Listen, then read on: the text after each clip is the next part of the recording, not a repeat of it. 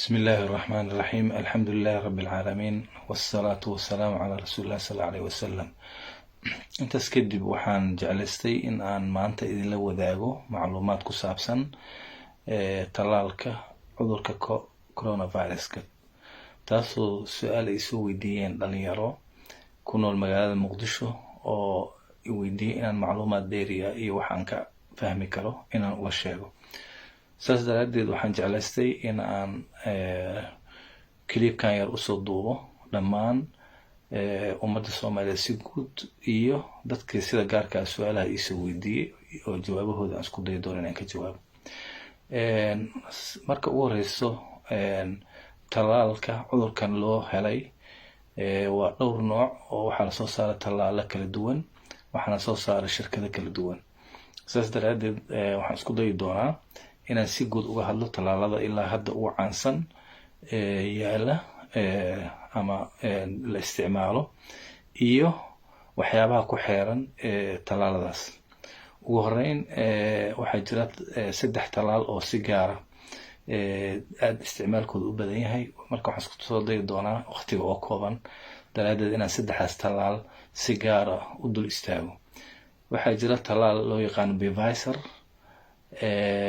BioNTech iyo talaal kale loo yaqaan Moderna waxaa jira talaalka saddexaad ugu caansan ee soo saartay AstraZeneca kaasoo si gaar isagana macluumaadkiisa aan maadaama dalka Soomaaliya talaalka hadda yaala ee la geeyay uu yahay ayaan isku dayi doonaa inaan macluumaadkiisa si guud uga hadlo ugu horeyn maxay ku kala duwan yihiin talaaladan su'aasha kooda la soo weydiiyay talaaladan marka la fiiriyo استراتيجية لو سميي مركا لا ايغو waa isku mid laakiin isticmaalka waxyaabaha loo isticmaalay talaalka marka la sameeyay ayaa siyaabo kala duwan loo soo saaray tusaale ahaan talaalka loo yaqaan Moderna iyo ka kale Pfizer waxa la isticmaalay wax loo yaqaan lipid nanoparticles taasoo ah shayga talaalka la dhexgeliyay talaalka laftiisana waxa laga sameeyay wax loo yaqaan messenger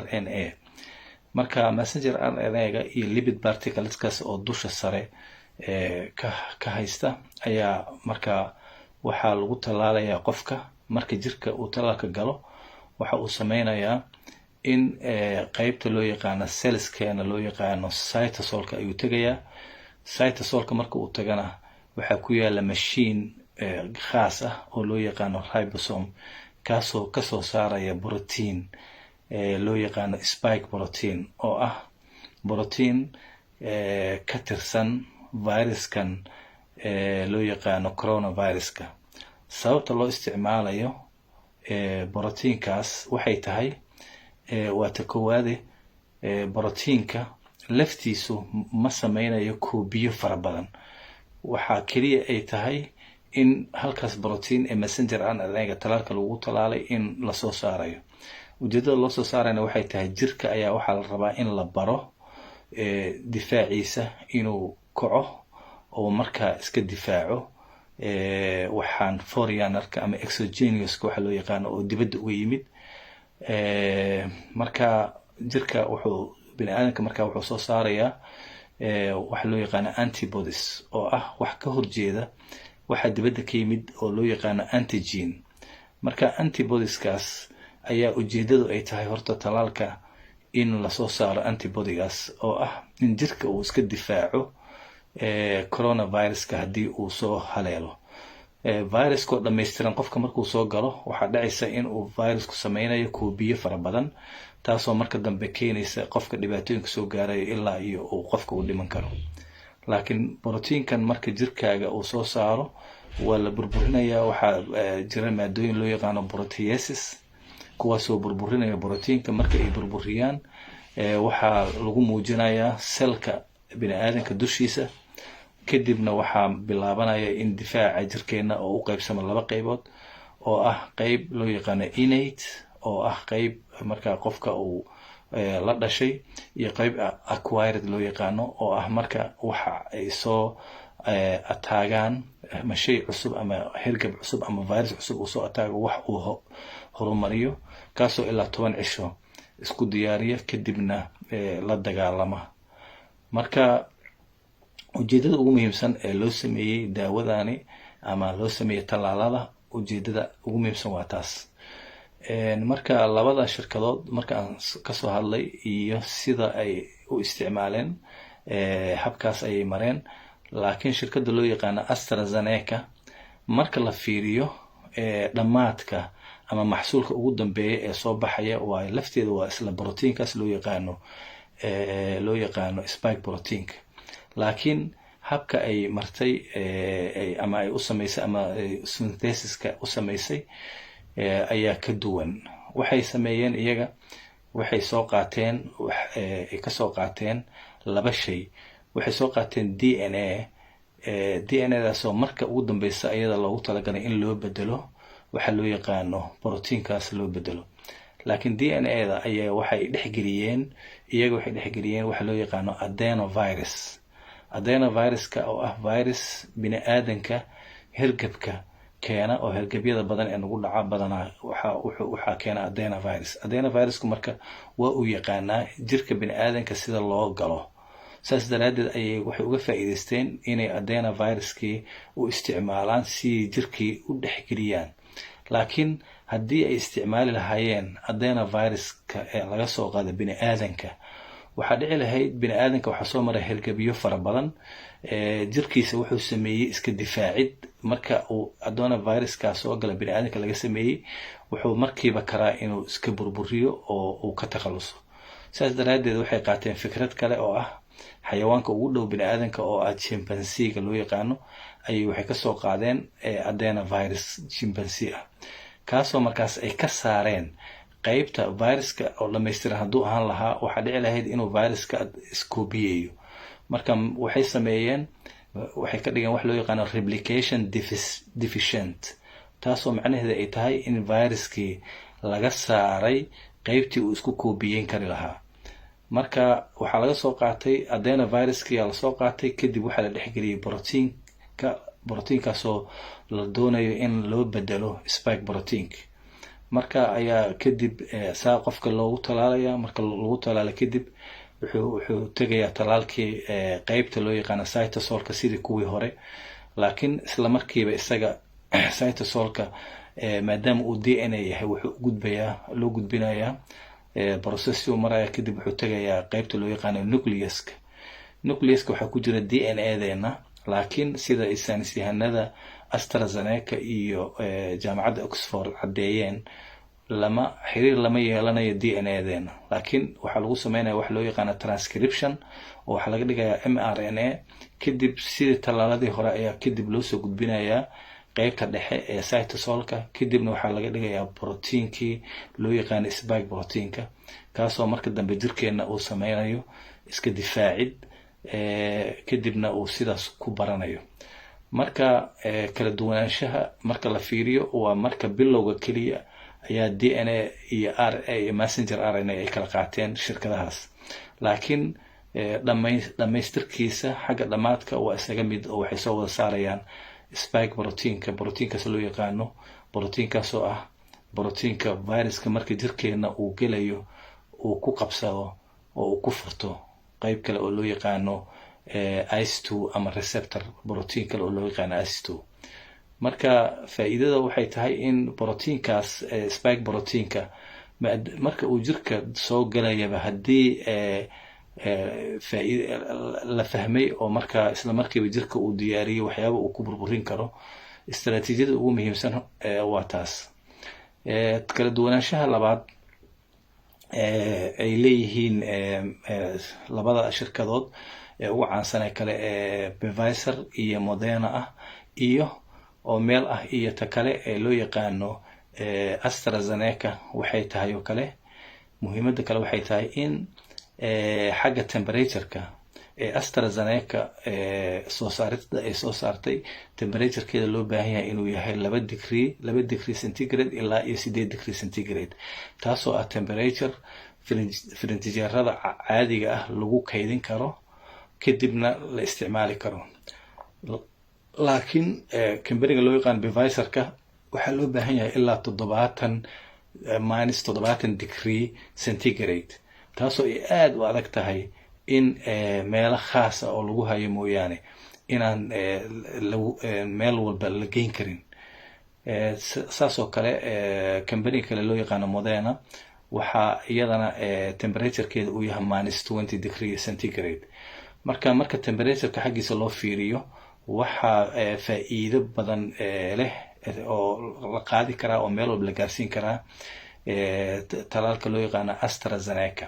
talaalkaas waxaan idin sheegay in laga keenay laba shay. marka haddii aad rabto inaad waraaqadaha ama waxyaabaha scientific paperska inaad akhrisato waxaad ku qori kartaa ereyga ah jad oo kasoo jeeda chimpanzee adenovirus oo x oo Oxford u taagan 1.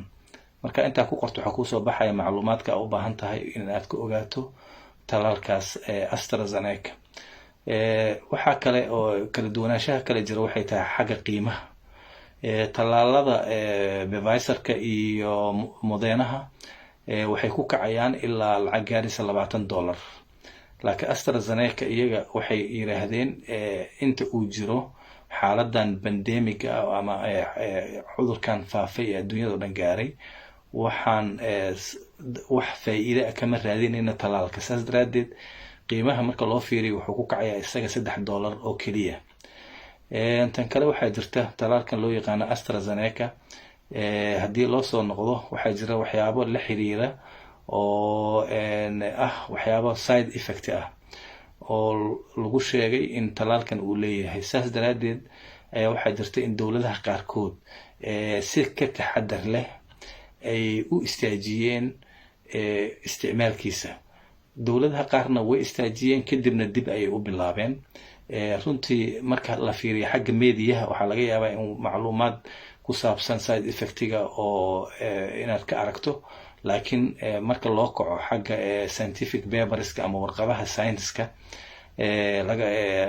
lasoo saaray ama medicine journalska lasoo saaray wax caddaynaya oo proof cad ah oo ku caddaynaya in waxyaabaha lagu eedeeyay ah inuu leeyahay inuu xinjireynayo dhiigga ama blood disorderskaas inuu keenayo, kaasoo dhibaatadiisa weynaan karto oo xanuuno kale sii keeni kara sida pulmonary embolism wax loo yaqaan ama hemorrhage ama waxyaabo saas oo kale ah. marka si kastaba haatee ama dadka taageersan ama kuwa kasoo horjeedaba waqtiga ayaa sheegi doona talaalkan iyo haddii waxtarkiisa ay tahay mid ka faa'iido badan waxyeeladiisa. ilaa hadda waxaa la isticmaalay ilaa 12 milyan oo qofood ayaa la siiyey. waxyaabaha lasoo qaaday la yiri waxa uu keenaa waxyaabahaas xinjirta dhiigga ah. waxaa la sheegay ilaa 40 qofood dad lamid ah in la arkay oo ay sababtay, laakiin isla shirkadda soo saartay iyo waxay ku doodayaan in marka sida caadiga ah loo fiiriyo 12 milyan ama 17 milyan ee lagu duray in 40 qofood mar walba xanuunkaasi uu jiro oo xanuun 40 qofood iyo ka badan ku dhici kara inuu ahaa. si kasta ahaatee waxaan rabay in aan macluumaadkaas ku saabsan AstraZeneca aan la wadaago su-aasha ku saabsan inaan taas uga jawaabo. waxaa soo haray xanuunkan dadka Soomaalida asiiba iyo Afrikaanka oo dhan sida Kenya wadamada nagu dhegan waxaa muuqata in uu si aad oo xanuun badan uu hadda u saameeyay. runtii xanuunkan weli ma uusan tegin, taxadarkiisana waa badan yahay oo aad buu taxadarkiisa u badan yahay sida ay uga taxadarayaan wadamada waad aragtaan waaweyn ama warshadaha leh soo saara daawada iyo waxyaabaha lamidka ama dhaqaalaha sida wadamada Yurub iyo Mareykanka. waxaa jirta in xayiraado fara badan la soo rogay, in afka in la xirto la soo rogay, in gacanaha in meel walba la soo dhigay waxyaabaha lagu nadiifiyo, in la leeyahay dadku ha kala dhaqaaqaan. waxyaabahaas oo dhan waxay tahay waa ka hortag in uu faafo. marka haddii dadka ay isdhigtaan oo mar intuu soo kaco oo la yiraahdo war markan waa soo kacay oo dad badan uu dilay, haddana waxay haddii roonaasho la dareemo ama ilaahi subxaana watacaala uu fududeeyo haddana in lays dhigto oo mar labaad soo fididiisu waa wax aada u sahlan oo ku garan kartaan in meesha uu kasoo bilowday ilaa iyo hadda in 177 dal oo adduunyada wax ka badan inuu gaaray. saas daraadeed dadka Soomaalida waxaan ugu baaqayaa si guud in ay taxadaraan, in ay ilaaliyaan dhaqashada gacmaha, inay ilaaliyaan inay meelaha la isugu yimaado inay iska ilaaliyaan oo macna darrada waxyaaba saasa, in bulshada guud mas'uuliyad la iska saaro, waayo bulshada way isku xiran tahay. adiga haddii aad caafimaad qabto dhalinyaro aad taho cudurka uu kugu soo dhaco oo laga yaabo inaad ka kabsato, gurigaaga waxaa jooga hooyo ku dhashay, aabe, adeer, waalid kale, marka dhammaantood waxaa laga yaabaa inay u jilicsan yihiin xanuunkaas dilaaga ah. marka saas daraadeed adigu ha noqonin sababtii keenaysay in dadka waqtiga kugu soo bixiya ama kusoo koriyay dhibaato ay uga timaado. waxaa kaloo jira dad bulshada ka tirsan oo xanuunada loo yaqaano xanuuno fara badan ay hayaan, chronic diseaseska loo yaqaano, sida dhiigkarka, sokorta, maxaan ku dhahaa waxyaabaha loo yaqaan COPD-ga ama chronic pulmonary obstruction pulmonary diseaseska, ama waxyaabo kale kaliya xanuun ama beer xanuun ama xanuuno kale fara badan. marka dadkaasina waa dad aada u jilicsan. saas daraadeed bulshada si guud waxaan kula talin lahaa in ay arrintaas qaataan oo ah in ay mas'uuliyaddaas guudna ilaaliyaan, tan gaar ahna in ay ka taxadaraan. haddii qof uu isku arko astaamaha oo cudurkaas ama guriga dadka ka tirsan uu ka mid yahay, waxaa muhiim ah inuu isaga si gaara isu xayiro oo markaa dadka kale guriga jooga ay markaa iska ilaaliyaan. waxaa kaloo muhiim ah waxyaabaha gacnaha lagu dhaqdo in lasoo gado oo mar walba la nadiifiyo albaabada meesha gacanta lagu qabanayo la furayo. saasoo kale waxaa kaloo muhiim ah meelaha lagu cibaadaysanayo kale in qofka dadka ay afka soo xirtaan, in qofkii markaas kara inuu salliga isaga uu ku dukanayo inuu soo qaato, si wejiga meesha uu dhigayo isaga uu wato salligiisa kadibna uu usii qaato, taasoo aan ka wado in macnaha ay wax ka tari karto faafidda cudurka. marka saas daraadeed talaalkaas AstraZeneca hadda waddankeena yaala, sababaha uu yaalo waxaa kamid ah temperaturekaas inuu la awoodi karo oo meel walba la gaarsiin karo, iyo qiimaha oo ka jaban talaalada kale. laakiin waxyaabaha ku tacalluqa ku saabsan waxyaabaha uu keeni karo iyo dhibaatooyinkiisa waa waxyaabo u baahan waqtiga in lagu ogaado, taasoo aan kala socon karno dunidoo dhan sida ay ula macaamisho talaalkaas. runtiina maadaama cudurkan uu yahay cudurkaas dilaaga ah ee khatarta badan ee dad badan oo aan garanayna iyo kuwa aanan garanaynba ay ku tageen, waxaan aada u wanaagsan in dadku ay isku dayaan in waxyaabaha muhiimka ee talooyinka ee dhakhaatiirta iyo dadka lamidka ah ay bixinayaan ay leeyihiin waxyaabahaas hala fiiriyo ama hala ilaaliyo, in waxyaabahaas la sameeyo oo talada ahaan ilaahay quraanka wuxuu ku yiri fas'alu ahla dhikri in kuntum la ta'lamun. maadaama dadka aqoonta u leeyihiin in iyaga taladaas laga qaato. ugu dambeyn waxaan salaamayaa dhammaan dadka Soomaaliyeed. waxaan intii dhimatay u tacsiyeenayaa, inta noolna waxaan u rajaynayaa khayr iyo barwaaqo. dhammaantiin aad baa u mahadsantihiin dhageysiga aad dhageysateen cajaladan yar ee aan soo duubay aan ugu talagalay in macluumaad yar oo ku saabsan talaalkan in aan kaga hadlo. waxay ila tahay wixii kala su'aala qof su'aal qabo uu isoo weydiin karaa. magacayga waxaa la yidhahdaa Cabdiraxmaan Axmed Maxamed. haatan waxaan ku noolahay magaalada Copenhagen. waxaan ka shaqeeyaa qeyb ku saabsan baaritaanka cudurkan coronaviruska. marka aad baa u mahadsantihiin. wassalaamu calaykum waraxmatullaahi wabarakaatuh.